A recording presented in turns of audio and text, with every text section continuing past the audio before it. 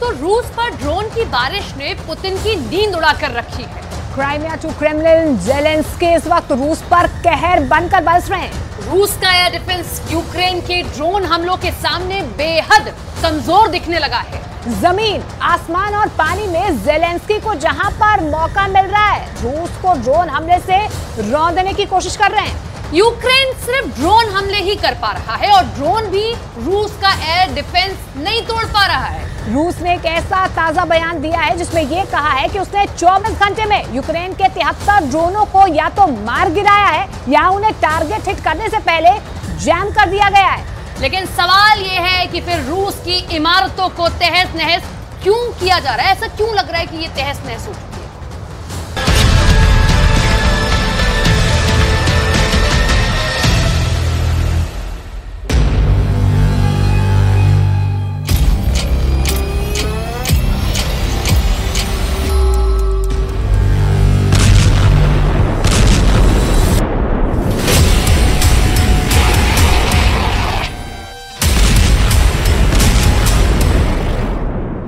Zelensky को कमजोर आंकने की भूल करने वालों को यह तस्वीर जरूर देखनी चाहिए।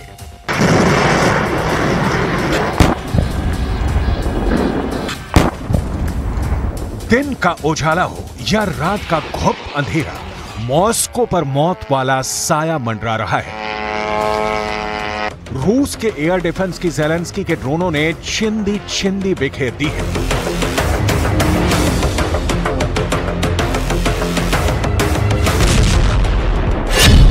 क्राइमिया में ड्रोन का कहर।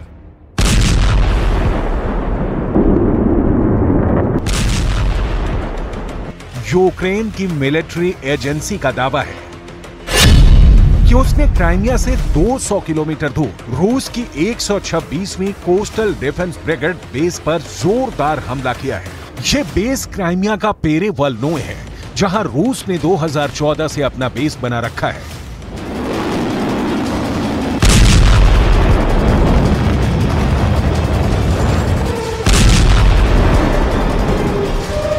महायुद्ध के इतिहास में यह पहली बार हुआ है कि यूक्रेन के ड्रोन रूस के कब्जे वाले बेहद संवेदनशील इलाके में घुसे और तबाही भी मचाई। पश्चिमी मीडिया की रिपोर्ट बता रही है कि इस हमले में जान भी गई है, लोग जख्मी भी हुए हैं, लेकिन रूस का रक्षा मंत्रालय कहता है कि हमले तो हुए हैं, एक नहीं 42 ड्रोन हमले, लेकिन बेस पर होने की बात तो रूस की तरफ से नहीं कही जा रही। रूस के रक्षा मंत्रालय ने क्या कहा, सुनिए। क्राइमिया के ऊपर यूक्रेन के 42 ड्रोनों से हमला किया गया। इनमें से 9 ड्रोनों को रूस के एयर डिफेंस सिस्टम ने मार गिराया और 33 ड्रोनों को इलेक्ट्रॉनिक वॉरफेयर सिस्टम की मदद से टारगेट हिट करने के पहले जैम कर दिया गया।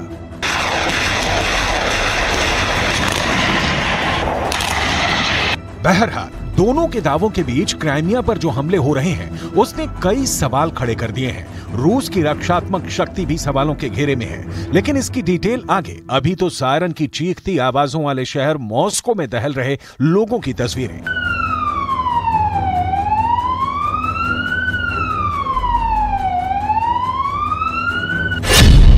The burning Moscow.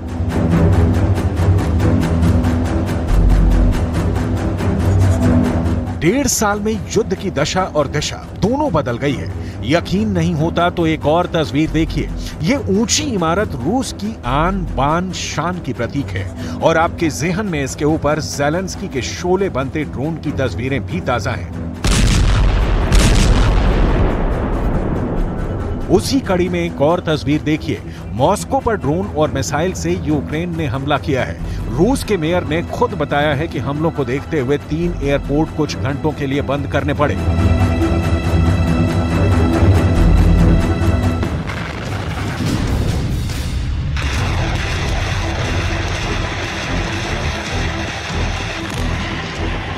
मॉस्को के मेयर सर्गेई सोबियानिन ने कहा कि मॉस्को क्षेत्र के इस तरह जिले के ऊपर एयर डिफेंस सिस्टम ने एक ड्रोन को मार गिराया।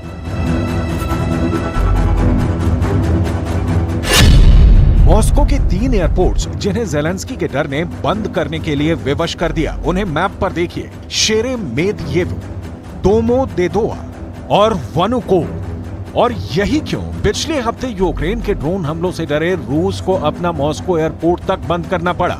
मंगलवार, बुधवार, शुक्रवार को मॉस्को एयरपोर्ट कई घंटों के लिए बाधित हुआ। आर्मी बेस, बाशिंदों से भरे शहर में, समंदर में, आसमान में ज़ेलेंस्की के ड्रोनों ने रूस के एयर डिफेंस सिस्टम को लहूलुहान कर दिया है।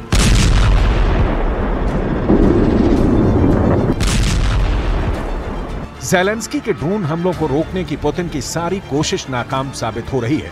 ज़ेलेंस्की रूस में जिस जगह चाहे ड्रोन हमला कर रहे हैं। ज़ेलेंस्की के ड्रोनों की ताकत के सामने पुतिन के बेहद तेज हमले मध्यम लगते हैं, क्योंकि पुतिन 4 मारेंगे तो शोर होगा और ज़ेलेंस्की ने 1 भी मारा तो हंगामा खड़ा हो जाएगा। यह लड़ाई 2 गैर बराबर ताकतों के बीच है, जिसका फायदा तीसरा नाटो नाम का संगठन उठा रहा है। लेकिन उसकी चर्चा यहां नहीं, यहां तो ज़ेलेंस्की के काउंटर अटैक की काट ढूंढते रूस के जनरल की बात। За сутки перехвачено 5 реактивных снарядов систем залпового огня «Хаймарс» и противорадиационная ракета «Харм» производства. 18 अगस्त 2023 मॉस्को पर ड्रोन हमले की कोशिश नाकाम। 1 अगस्त 2023 एक कॉमर्शियल बिल्डिंग पर ड्रोन हमला। 30 जुलाई 2023 एक साथ कई ड्रोन हमले। 24 जुलाई 2023 मॉस्को की 2 इमारतों पर ड्रोन अटैक। मतलब एक बारगी युद्ध की बदलती तस्वीर ज़ेलेंस्की की शान नहीं बढ़ा रही, बल्कि पिछले महीनों में यूक्रेन लगातार रूस के भीतर घुसकर हमला कर रहा है। मॉस्को में इसी कारण एयर डिफेंस सिस्टम पंजशीर इमारतों की छतों पर लगाए गए हैं। लेकिन ज़ेलेंस्की के ड्रोनों की जोरदार धार के बीच कुछ काम नहीं आ रहा। बहुत बारीक और ठोस रणनीति के तहत ज़ेलेंस्की रूस को ड्रोन हमलों का शिकार बना रहे हैं।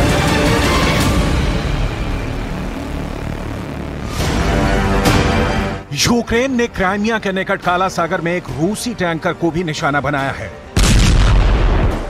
रूसी विदेश मंत्रालय की प्रवक्ता मारिया ज़ाखारोवा ने कहा कि रूस कर्ज जलड मरुमध्य के असैन्य पोत पर हुए यूक्रेन के आतंकवादी हमले की कड़ी निंदा करता है।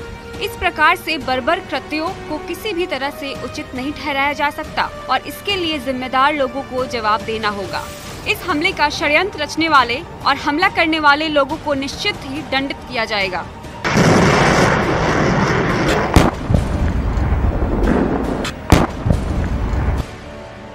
यूक्रेन ड्रोन का काला सागर में किया गया ये दूसरा हमला है।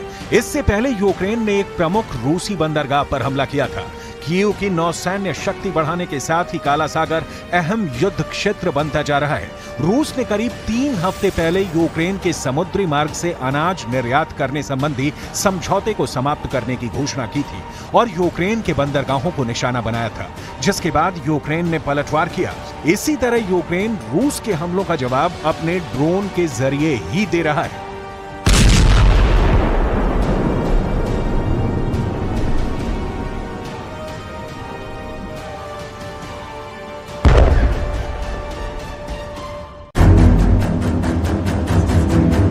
दुनिया के कई वॉर एक्सपर्ट्स की यहां राय जाननी जरूरी है, क्योंकि पुतिन को इन ड्रोन हमलों का काट निकालना ही होगा, वरना एक तरफ यूक्रेन की जमीन पर जीत और दूसरी ओर अपनी जमीन पर लगातार हमले, ये दोनों साथ साथ नहीं चल सकते। लेकिन सवाल है कि हल क्या है। उसके लिए रूस के एयर डिफेंस की शक्ति की बहुत संक्षिप्त जानकारी आपको होनी चाहिए।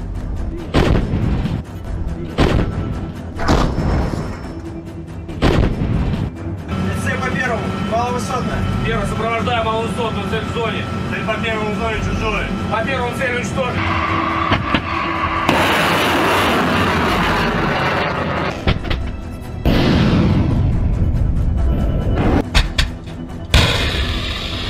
रूस के पास दुनिया का सबसे अत्याधुनिक एयर डिफेंस सिस्टम मौजूद है, लेकिन ज़ेलेंस्की का दावा है कि उन्होंने इस सिस्टम के भी चीथड़े उड़ा दिए हैं। यूक्रेन की फौज ने क्राइमिया में एंटी एयरक्राफ्ट सिस्टम को ढेर करने का वीडियो भी जारी किया।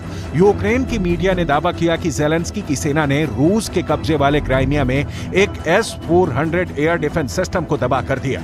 यूक्रेन के ड्रोनों का निशाना इतना सटीक था कि जोरदार विस्फोट हुआ, जिसे देखकर ऐसा लगा मानो वहां कोई ज्वालामुखी फट पड़ा हो। रूस इस बात पर अपनी पीठ थपथपाता आया है कि उसके S-400 को दुनिया की कोई ताकत नहीं भेद सकती।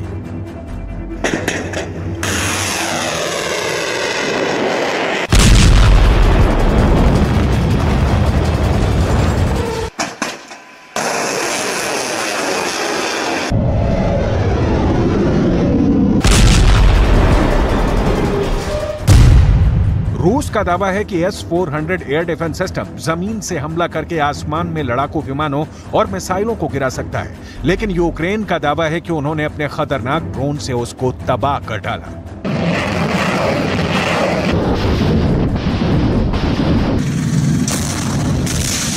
महायुद्ध में रूस का सब कुछ तो नहीं, तो भी बहुत कुछ दांव पर लगा है। एक छोटे से सैनिक शक्ति वाले देश ने रूस की बलशाली कही जाने वाली सेना को नाकों चने चबाने पर मजबूर कर दिया है। ड्रोन के तौर पर ज़ेलेंस्की को एक ऐसा नायाब हथियार मिल गया है जो कुछ हजार में आता है और बम से दुश्मन पर हमला कर देता है, खुद भी तबाह होता है और दुश्मन के इलाके को भी तबाह कर देता है। ज़ेलेंस्की के ड्रोन हमलों का सच यह है कि जब यूक्रेन ने रूस पर ड्रोन से हमले करने शुरू किए तो पश्चिमी देशों को लगने लगा कि मामला अभी हाथ से निकला नहीं है, वरना कहा जा रहा था कि ज़ेलेंस्की का काउंटर अटैक ढाक के 3 बात हो गया है।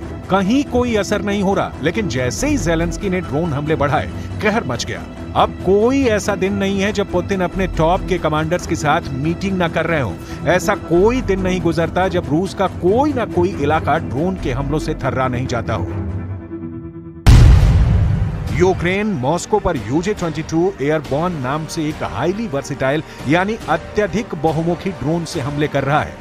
इस ड्रोन को स्वायत्त रूप से या दूर किसी कमांड सेंटर से कंट्रोल किया जा सकता है। ये ड्रोन 82 mm के 4 मोटार माइंस या 4 RPG-7 ग्रेनेड तक ले जा सकता है। UJ-22 एयरबॉर्न लंबी दूरी के मिशनों को सटीकता के साथ अटैक कर सकता है।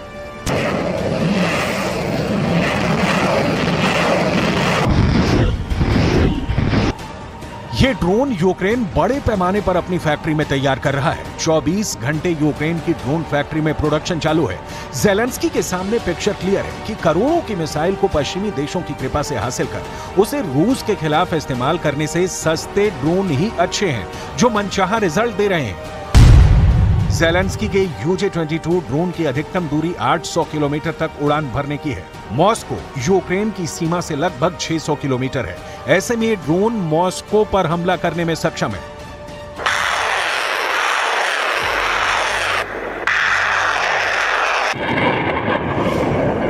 मतलब यूक्रेन से मॉस्को की भौगोलिक दूरी एकदम ज़ेलेंस्की के ड्रोन हमले के माफिक है। रूस का रक्षा मंत्रालय दावा करता रहा है कि यूक्रेन के ज्यादातर ड्रोन हमले अपने टारगेट को हिट करने के पहले रूस के सिस्टम से हिट कर दिए जाते हैं। कुछ को रूस का एयर डिफेंस सिस्टम जैम कर देता है। लेकिन सवाल है रूस की फुल प्रूफ सुरक्षा का। आलम भी ये है कि मॉस्को खौफ में है तो रूस के दूसरे शहरों का क्या होगा? ज़ेलेंस्की के ड्रोन से कैसे बचेगा रूस? दलील ये दी जा रही है कि रूस ने काफी कुछ एयर डिफेंस सिस्टम सीमा पर लगा रखे हैं और इन्हें वहां से हटाया गया तो यूक्रेन के अंदर लड़ रही रूस की सेना को परेशानी होनी शुरू हो जाएगी। लिहाजा उन्हें हटाकर शहर को बचाना बुद्धिमानी नहीं हो सकती। तो सवाल फिर वही कि कैसे बचे रूस?